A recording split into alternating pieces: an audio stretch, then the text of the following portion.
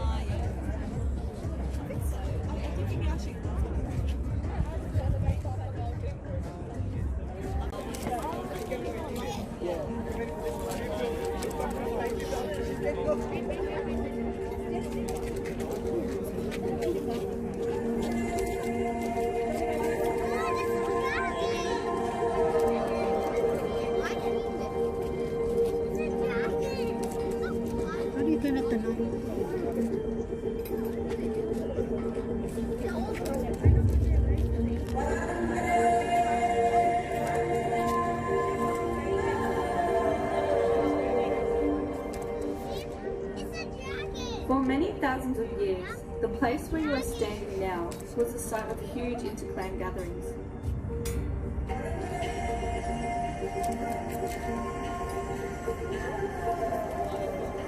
They came here to trade, to form alliances, for marriage, to settle disputes, and to feast on eels in spring.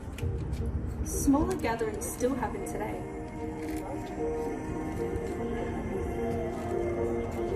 Welcome, friends of Naarm, the land of the Wurundjeri people. And now, let us hear the story of the creation of the Dulai Wurrung, the Platypus.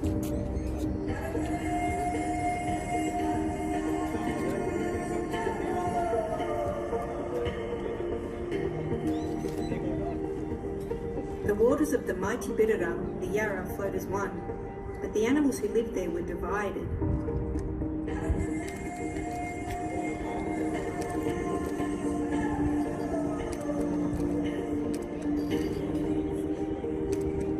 At one end of the river lived the Dulai, the ducks, while at the other end lived the Dayang, the water rats.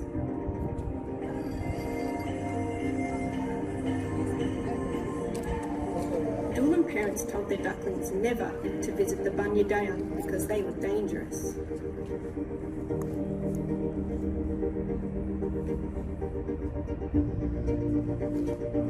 And Dayang parents told their pups never to visit the Dulai for the same reason.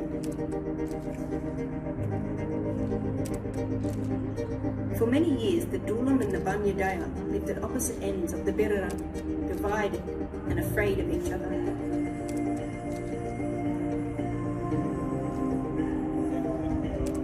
One day, a very special Dulai duckling was born. As she reached childhood, she began to ask questions like, if these Dayang are so dangerous, what must they look like? When her parents had their backs turned, she slipped away and headed up the river, closer and closer to the bend, behind which the Dayang lived. But when she reached the curve, she stopped.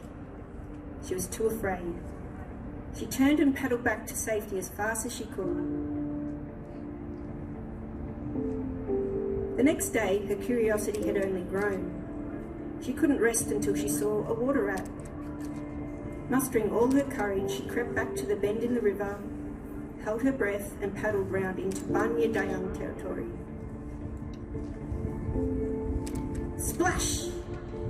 She spun round. Behind her, a young Dayang popped his head out of the water, his whiskers just a paddle stroke away.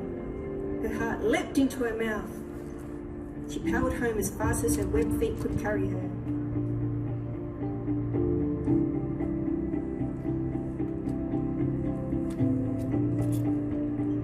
Several tides later, when her heart was beating at a normal pace again, she realised something. She couldn't get the water rat out of her mind.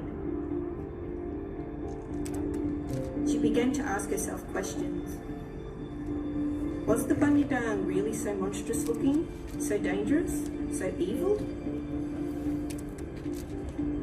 When she pictured him, all she could see was the kindness of his smile and the twinkle of his eye. Finally, she had to admit it, she yearned to see him again.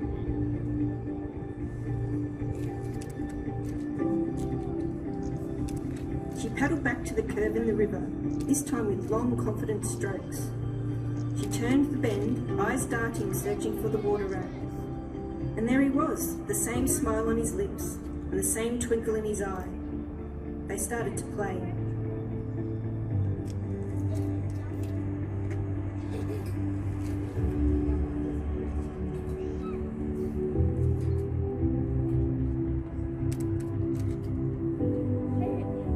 That night she did not return home, nor did she the next night or the night after that.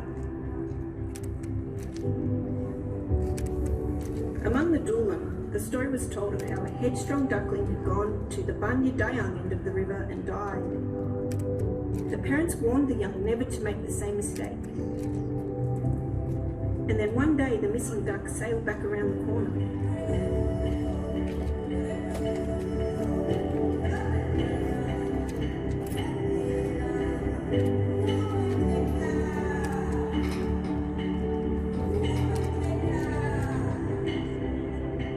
Every Dulai stared as she came around the bend. But even more surprising than seeing her alive was what was behind her, a group of babies.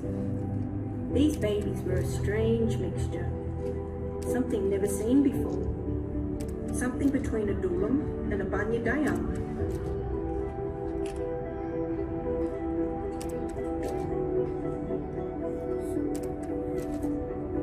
Seeing these creatures with their duck mother on one side and their water rat father on the other, the watching Dulai was struck by a truth. It was possible for the Dulai and the Banya Dayang to live together. It was not only possible, it was wonderful.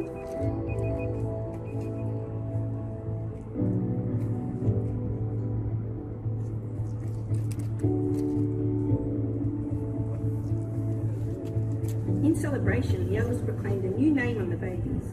They called them Dulai Wurrung, or proud lips.